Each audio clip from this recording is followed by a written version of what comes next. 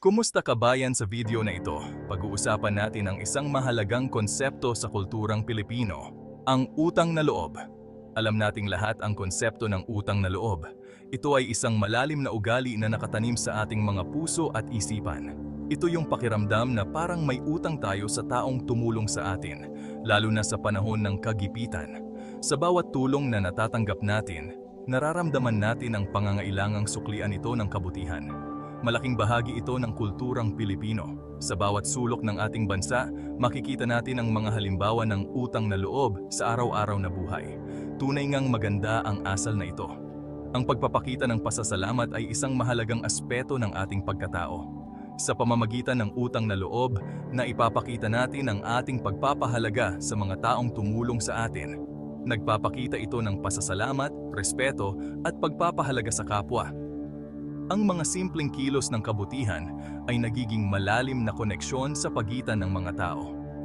Dahil sa utang na loob, mas nagiging matulungin at mapagbigay ang mga Pilipino.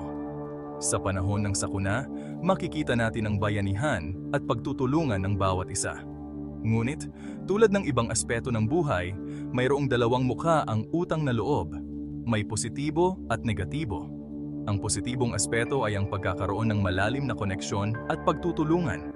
Sa mga susunod na bahagi, ating tatalakayin ang magandang naidudulot ng utang na loob at kung paano ito nagiging toxic o nakasasama. Ang negatibong aspeto ay maaaring magdulot ng pakiramdam ng obligasyon na minsan ay nagiging pabigat sa kalooban. Ang pakiramdam ng pagkakautang ay maaaring magdulot ng stress at tensyon, lalo na kung hindi ito nasusuklian agad. Minsan, nagiging sanhi ito ng hindi pagkakaunawaan at alitan sa pamilya o komunidad. Kaya't mahalaga na ating maintindihan ang balanse sa utang na loob. Dapat nating tandaan na ang tunay na layunin nito ay ang pagpapakita ng kabutihan at hindi ang pagdudulot ng bigat sa ating kalooban. Sa huli, ang utang na loob ay isang mahalagang bahagi ng ating kultura na nagpapakita ng ating pagkakaisa at pagmamahalan.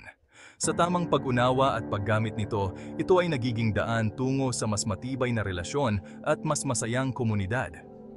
Patuloy nating ipagdiwang ang utang na loob sa positibong paraan at gamitin ito bilang inspirasyon upang magtulungan at magmalasakit sa isa't isa. Sa ganitong paraan, mapapanatili natin ang diwa ng bayanihan at pagmamahal sa kapwa. Ang utang na loob ay hindi lamang isang konsepto, kundi isang pamana na dapat nating ipagmalaki at ipasa sa susunod na henerasyon. Ito ang puso ng pagiging Pilipino. Marami tayong naririnig na kwento tungkol sa kabutihan ng utang na loob. Halimbawa, may isang estudyante na nakapagtapos ng pag-aaral dahil sa tulong ng kanyang kapitbahay. Bilang pasasalamat, nang makahanap ng magandang trabaho ang estudyante, tinulungan niya ang pamilya ng kanyang kapitbahay. Hindi lang pera ang sukli sa utang na loob, pwede ring serbisyo, oras, o simpleng pag-aalala. Ang mahalaga, mayroong taos-pusong pagnanais na suklian ang kabutihang natanggap. Dito papasok ang tanong, kailan nga ba nagiging toxic o nakasasama ang utang na loob? Ang konsepto ng utang na loob ay malalim na nakaugat sa ating kultura.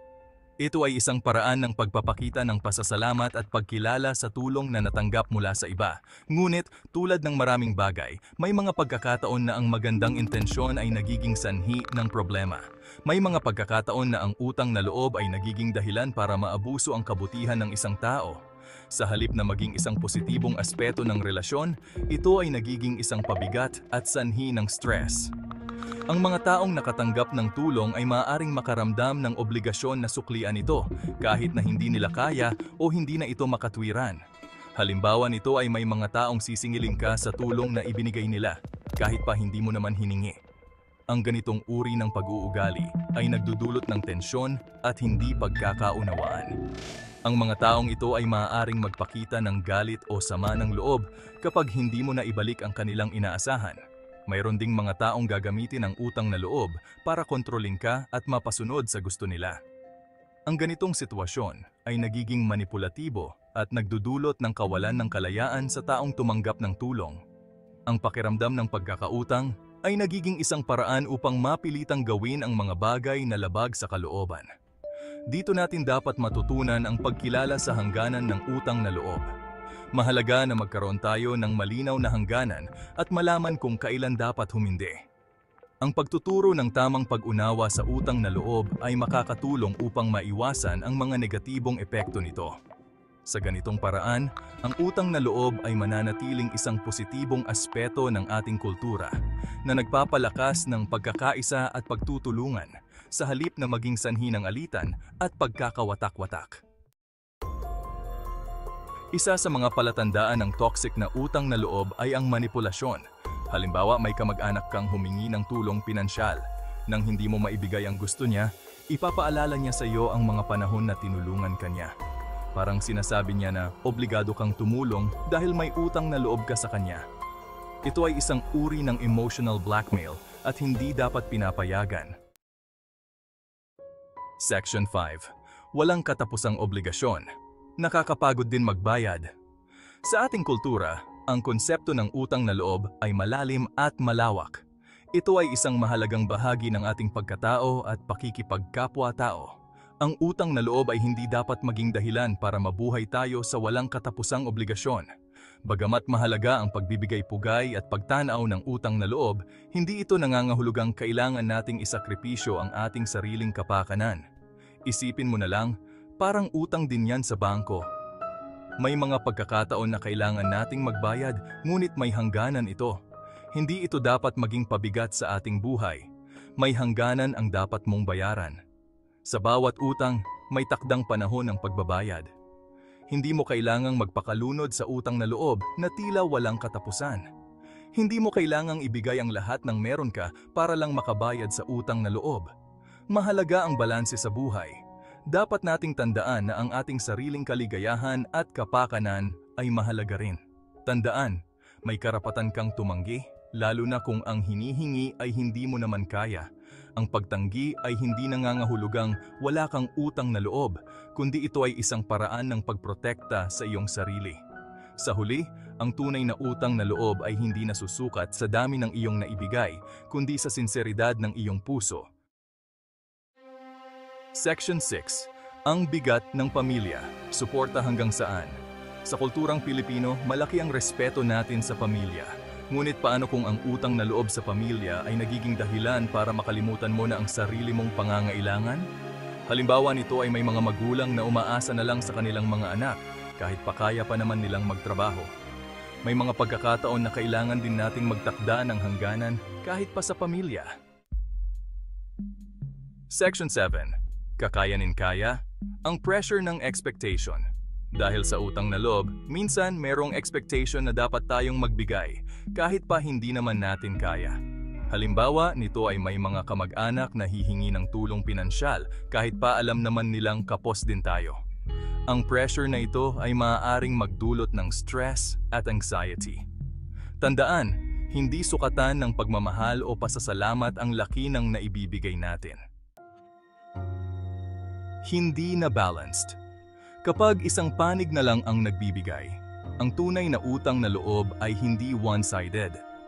Dapat mayroong give and take sa magkabilang panig. Kung palagi na lang ikaw ang nagbibigay at ang tumutulong sa iyo ay hindi man lang nagpapakita ng pagpapahalaga, maaaring hindi na ito healthy. Dapat mayroong respeto at pag-unawa sa isa't isa.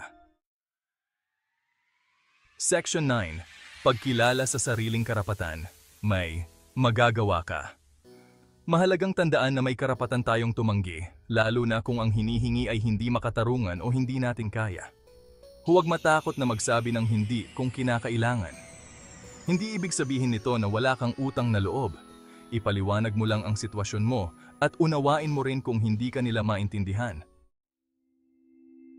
Section 10. Tips para sa healthy na utang na loob. Balance is key. Paano nga ba natin mapapanatili na positibo ang utang na loob? Una, magtakda ng hangganan. Huwag hayaang maabuso ang iyong kabutihan. Panglawa, matutong tumanggi kung kinakailangan. Pangatlo, panatilihin ang komunikasyon. Ipaliwanag mo ang iyong sitwasyon at unawain mo rin ang sitwasyon ng iba. At higit sa lahat, huwag kalimutang magpasalamat. Ang simpleng salamat ay napakalaking bagay na. Section 11. Utang na loob, ingatan ang kasaysayan, panatilihing positibo ang kinabukasan. Ang utang na loob ay bahagi ng ating kultura bilang Pilipino. Naway hindi natin ito kalimutan. Sa halip, gamitin natin ito bilang inspirasyon para maging mas mabuting tao at makatulong sa kapwa nang walang hinihintay na kapalit. Tandaan, ang tunay na kabutihan ay nagmumula sa puso at hindi dahil sa obligasyon.